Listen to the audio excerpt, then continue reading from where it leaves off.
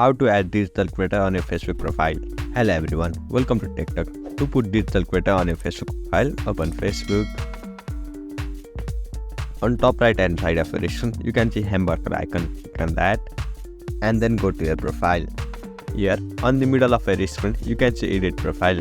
On right hand side of that, you will be able to see these three dots. So click on that.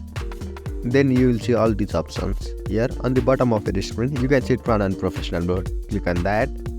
Now click on turn on. Now you will see this kind of page. From here, you can select an audience to whom your post will be visible to.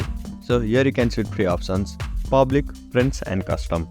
Custom allows you to select specific people. Similarly, public allows everyone to view your post, whereas friends allows only your friends to view your post. So select any of them and then click on next. Now here you will be able to see all these options. If you want to change any of them, click on the arrow icon located on right hand side of each options and then select any suitable for you.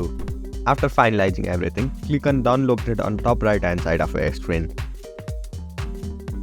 Then you will be able to see this kind of page.